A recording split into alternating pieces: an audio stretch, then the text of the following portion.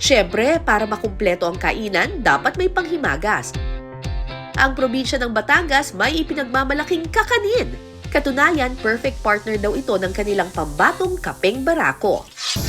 Nakagawian na sa Batangas ang paggamit ng tulyasi o large frying pan. Sikat na pinaglulutuan ito ng mga Batanggenyo, lalo na kapag may handaan o malaking selebrasyon. Mapaulam man o kakanin, basta pang maramihang serving, dito nila niluluto. Isa sa mga paborito kong kakanin dito sa Pilipinas ay yung biko. Pero pag nagawi kayo ng Batangas, ang tawag nila dito ay sinukmani. In fact, tuwing June sa bayan ng Rosario sa Batangas, meron silang tinatawag na Sinukmani Festival. Tuturuan tayo ngayon ni Florence kung paano gumawa ng sinukmani ng Batangas. Okay. Mahirap daw itong gawin eh. Okay, start na tayo.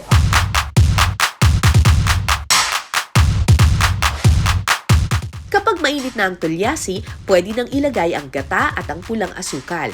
Wow, ang daming asukal. Kaya ang biko ay brown yung color. Yan, yung brown sugar na nagbibigay ng kulay sa kanya. Okay, hahalu-haluin lang. Alam niyo po mga kapuso, yung sinukmani, ito ay hindi pang araw-araw na kinakain dito sa Batangas. Usually kapag special occasions lang sila nagluluto ng sinukmani, lalo na noong unang panahon, kasi mahirap gawin. Kailangan talagang medyo malakas yung bisig. Actually, noong sinaunang panahon, mga lalaki talaga ang gumagawa ng sinukmani. So kapag piyesta, talagang nagtitipon-tipon na yung mga lalaki, tapos sila na yung naghalo-halo ng sinukmani. Hihintayin lang mag-simmer ang mixture at haluin ng maigi sa loob ng 5 to 10 minutes.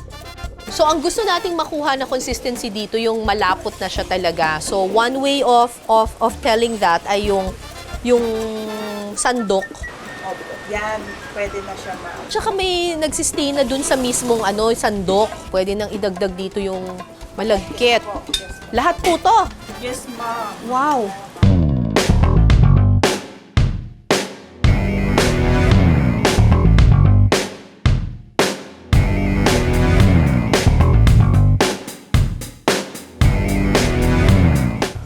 Ayan. Dudurugin lang po natin, ma'am, yung mga yung malaki. Ang extra challenge sa pagluluto ng sinukmani, walang tigil na paghahalo.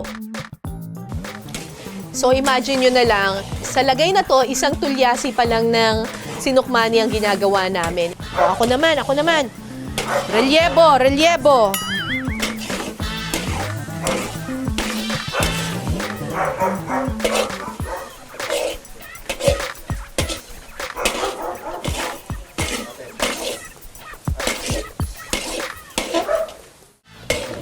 Kaya pa, ma'am? Kaya!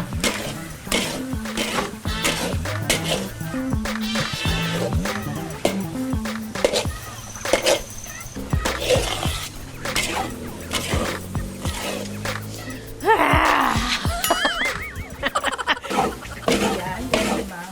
Tapos, Yun, yan. Gaganunin. Opo, yes po. ganun. Okay. May opening ba kay Aling Meding? Na-apply na ako. Overqualified na. Medyo mabigat na siya, guys, ha?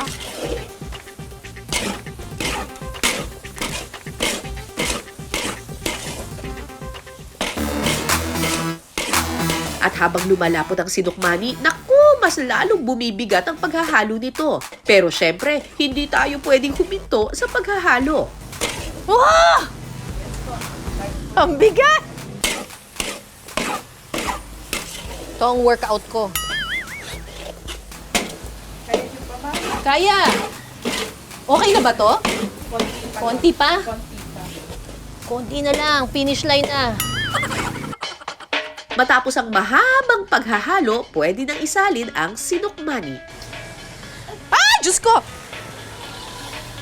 Wow! Ganda naman. Ganun lang talaga! Nahulog lang ng ganon. Kapag naisali na, saka ito papatagin at lalagyan ng latik bilang toppings. Ready na ang ating sinukmani. Okay, bonggang-bongga. Ayan na! Happy Fiesta!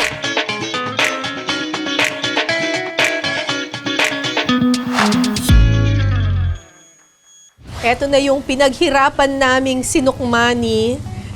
Sorry, ganito talaga ako kumain. Kinukuha ko lahat ng latik. Sobrang hilig ko kasi sa latik. Alam mo, nung niluluto namin to kanina, ang dami-dami namin nilagay ng asukal. Pero, balanse yung lasa niya. Sakto lang yung tamis. Tsaka bagay na bagay talaga yung flavor ng latik. Dun sa sinukmani.